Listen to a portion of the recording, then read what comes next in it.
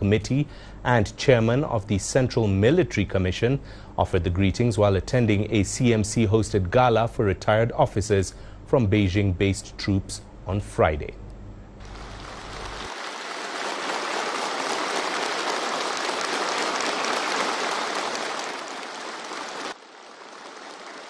Well, amid warm applause, Xi joined the veterans asking about their health and living conditions. Together, they reviewed the past year's major developments and achievements across the party, the country and the armed forces.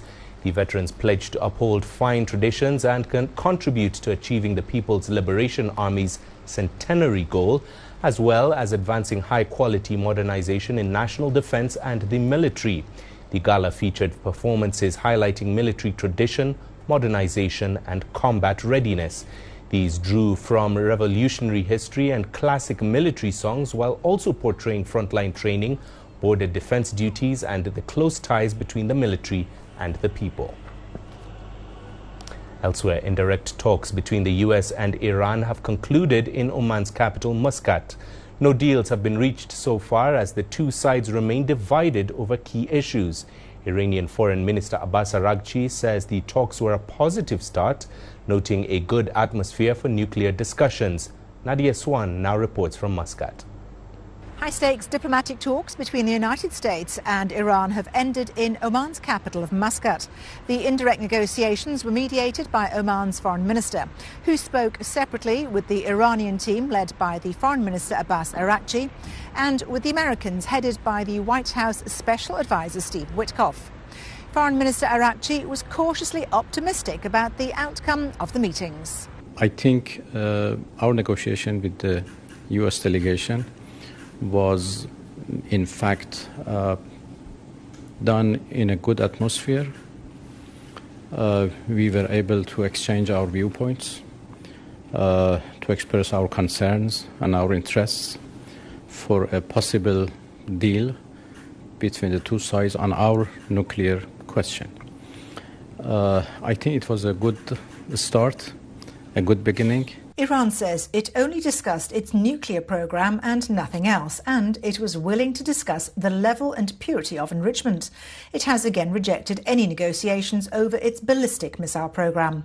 US negotiators wanted to address Iran's missile stockpile, its support for armed groups across the region and concerns over human rights. Oman's foreign minister said the talks had been very serious, with results to be considered carefully in Tehran and Washington before any further talks can take place. These talks will come in history books as one of the most significant, I would say, not only in 2026, but in the last few years. We're at the cusp of another conflict that we're trying very hard to avoid in the Gulf region. This is a region that's been bereft with many wars and violence and unsettled dynamics. The least that we need today is yet another war. Iran wants sanctions lifted to ease the pressure on its economy, which led to widespread protests in Iranian cities in January. However, the United States has announced new sanctions targeting Iranian-linked oil trade. Iran's leadership remains worried that President Trump may still carry out his threats to strike Iran after a US naval buildup in the Arabian Gulf. This US move is very unpredictable, and it comes into the personalistic style of Mr. Trump and his very close associates. And even if I would dare to say that there is an agreement on the US side in the interim, there could be an escalation from the Israeli side. So that's yet another complex element that needs to be factored in. A collapse in diplomacy could push the region closer to confrontation, something Gulf states and global powers are keen to avoid. Nadia Swan, CGTN, Oman. And staying with that story, Ihsan Kevani has more now from Tehran. Iranian officials have clearly said that while they are negotiating, their fingers are on the triggers. Iran's Foreign Minister Abbas Araghchi described the talks overall as good start and noted that a generally positive atmosphere was there in Oman. But let's not forget that during the 5 rounds of talks between the two sides last year, and in particular after the 4th and 5th rounds, he had described the talks as positive, but then the war broke out. So we must wait and see how talks will progress in the next round. Ukraine's energy minister says Russian forces attacked the country's energy infrastructure overnight, the second time this week. He says the strikes targeted thermal power plants in western Ukraine as well as substations and overhead transmission lines. He added that personnel have unloaded units at nuclear power plants as a precautionary measure. Ukraine's state-run energy company, Ukrenergo, has since requested assistance from Poland and imposed emergency power outages. To Sudan now, where at least 24 people, including 8 children, have been killed in a drone strike in North Kordofan state. This is according to a local government official and Sudan Doctors Network. The medical monitoring group says the attack by the paramilitary rapid support forces targeted a truck carrying more than 100 displaced civilians. They were fleeing South Kordofan state's Dubeika area and heading toward Al-Rahad. Several injured have been taken to Al-Rahad for treatment amid a severe shortage of medical resources. Meanwhile, the UN has expressed deep concern over a drone attack on a World Food Programme convoy in Sudan's North Kordofan state, which killed 1 person. According to UN resident coordinators in the country, the trucks were traveling from Kosti to deliver relief food to displaced families near El Obeid on Friday. The trucks caught fire, destroying food items intended for life-saving humanitarian response. This follows yet another strike on a WFP facility in Yabus in Blue Nile State earlier in the week. Attacks on aid groups have been common since the conflict began in April 2023. Still in Sudan, the UN says the country is now home to the highest number of food insecure and displaced populations. Ongoing fighting in the Kordofan region has displaced more than 80,000 people, pushing more civilians into camps with minimal support services. CGTN's David Mbithi has that report. The traces of deprivation and squalor are hard to miss at the Abu al-Haja displacement camp in Gederef, a town giving refuge to some 1,100 civilians who fled fighting in the Kordofan region. Many have shared details of their ordeal to reach this sanctuary, and none of it is easy to hear. We were unable to take anything from our homes. We left with nothing but our lives. We walked through forests and sometimes they fired bullets at us. We'd lie flat on the ground and cover our children until the gunfire stopped, then we'll get up and continue walking. At one point, they shelled us with artillery. There were 5 men with us. Only 3 made it. 1 was killed on the road, another was taken after they seized our phones for inspection and detained him with them. We have heard nothing about him since. Since the Rapid Support Forces captured the North Darfur capital of El Fasher from the Sudanese army in late October, the battlefront has shifted to the Kordofan region. The state capital, Kadugli, and the nearby town of Diling are currently under siege, trapping civilians who face dwindling food supplies and non-existent healthcare. Mona Ahmed fled Kadugli before the siege tightened, arriving at this camp with no belongings and now facing a new struggle for survival in makeshift shelters. We suffered greatly in Kadugli. Drones began attacking us and we were afraid. We were just trying to survive. We cannot return to Kadugli. The situation there is extremely difficult and they destroyed our houses. We have nothing to return to. We hope the war will end so that we can go back one day. For now, we cannot. The situation there remains very hard. UN agencies say they are doing what they can to alleviate the suffering of Sudan's internally displaced people. But without sustained international support, the cost of inaction grows every day. David Mbithi, CGTN. Now to the Democratic Republic of Congo, where the African Union says a recent drone attack by a rebel group on a civilian airport may constitute an act of terrorism. Earlier this week, the M23-led Congo River Alliance claimed responsibility for the attack on Kisangani Airport, calling it a warning shot to the government. It marked an escalation in the conflict in eastern DRC, where the M23 has seized large swaths of territory since early last year. Now, despite peace efforts, clashes have intensified, with hospitals across the region treating the wounded from both sides of the conflict. And staying in the DRC, one of the problems hospitals are facing in the east is a lack of medicines and drugs. and not just to treat the wounded soldiers, but also ordinary people who rely on life-saving medications. Now, experts say the shortages are being caused by a breakdown in the supply chain because of the conflict. In the city of Kalemi, about 400 kilometers south of the major center of Bukavu, the problem is putting hundreds of lives at risk. Here now is CGTN's Wanja Mungai with more.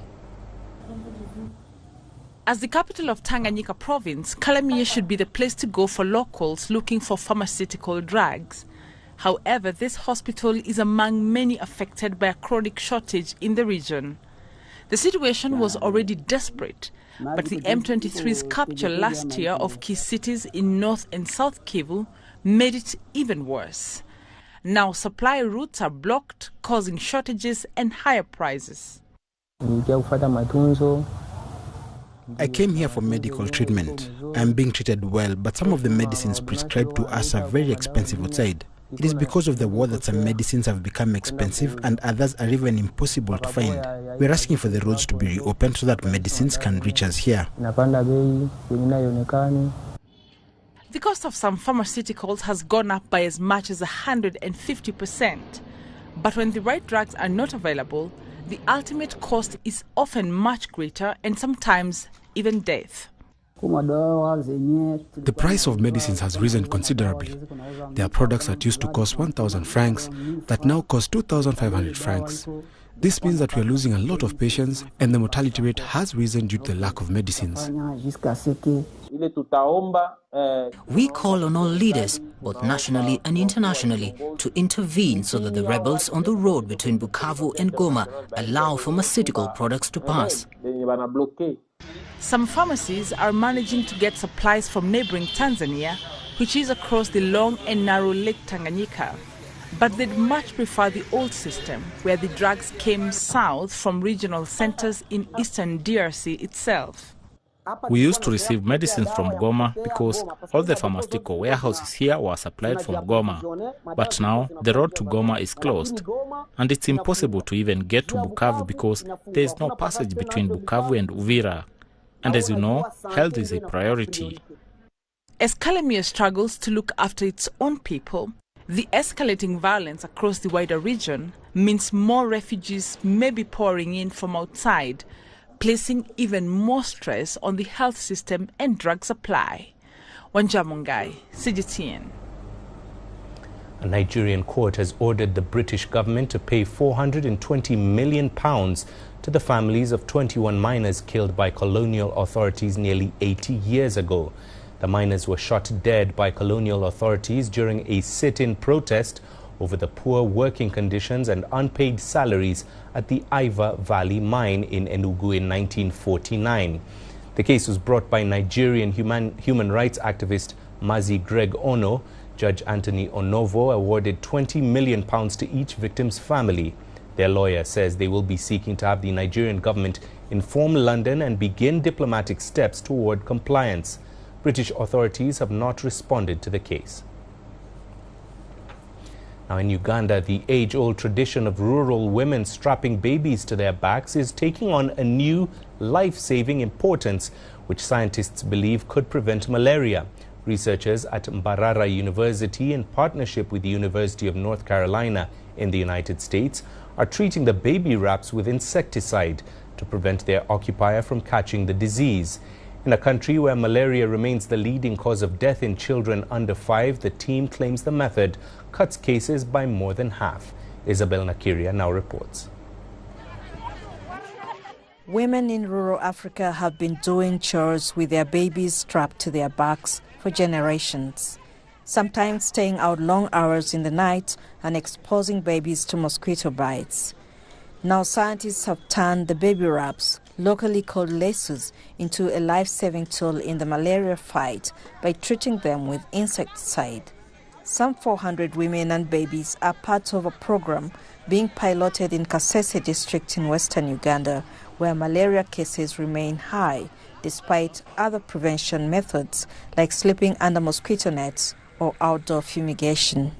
Clearly from the findings, among the mothers who have the treated lesus compared to those that are not treated, malaria is reduced by 60 to 66% in these children. So what we need to move on is to do a much larger study. We did this in 400 mother-children pairs. The team is working with the Ministry of Health and the World Health Organization to scale it up. The challenge now is permanently treating the rats. Right now, the insecticide needs to be reapplied once a month. If you wash it, the insecticide wears off. So one of the things that we are aiming to study now, instead of having rats that need retreatment, we are going to, just like you see with the insecticide-treated nets, what we are looking to do is provide the women with factory-treated wraps, which are more long-lasting. The Health Ministry reports a sharp drop in malaria cases and deaths, partly due to a timely treatment and vaccination campaigns. The 2024 health sector report shows a 14% reduction in malaria cases. That campaign is a means of promoting prompt health seeking for whenever you have malaria. What the 24 means is that if I feel unwell today, the same time tomorrow I should have already started treatment. Uganda rolled out the malaria vaccine into its routine immunization last April, but uptake remains low. The researchers hope the baby rap intervention can be added to the list of malaria prevention options. Isabel Nakiria, CGTN, Kampala, Uganda. And here's what's coming up on the program. We look at how African coffee is finding a growing market in China.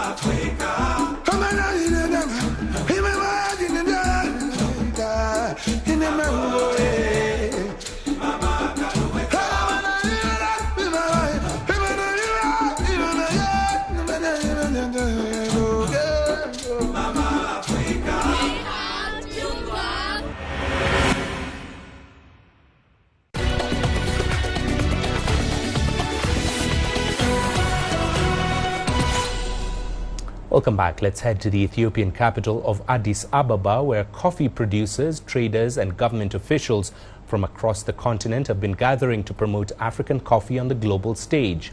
One of the key discussions during the 3rd African Fine Coffee Conference and Exhibition is Africa's expanding trade with China. It is now one of the fastest growing markets for African coffee.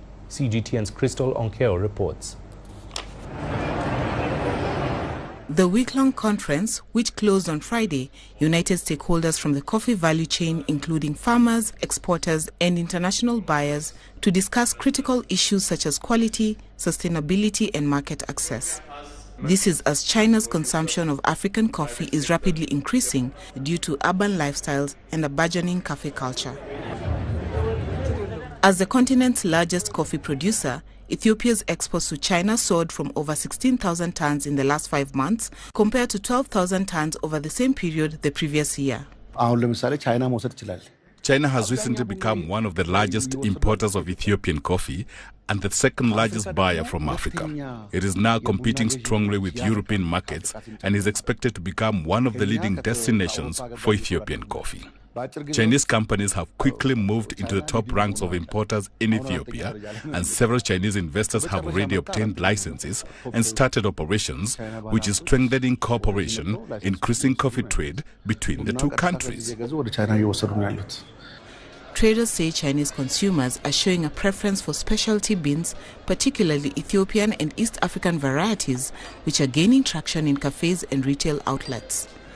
This exhibition has facilitated partnerships between Chinese buyers and African exporters in various areas including logistics, roasting and branding.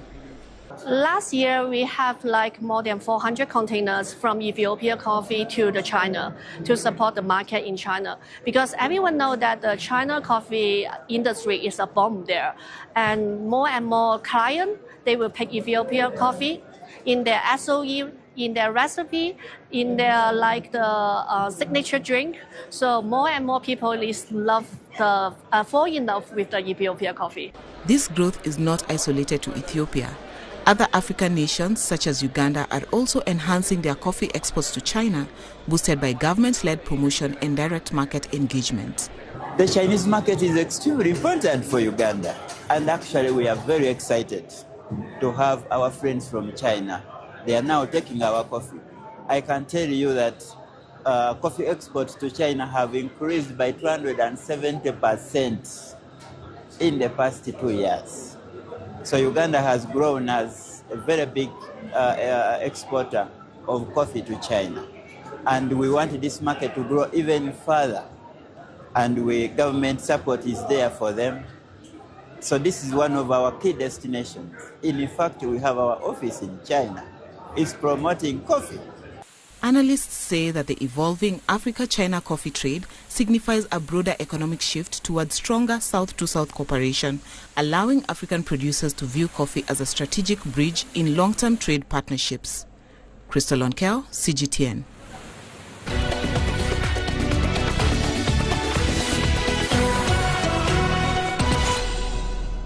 Time for the sport, and let's start with the latest on the first day of full competition at the Winter Olympics.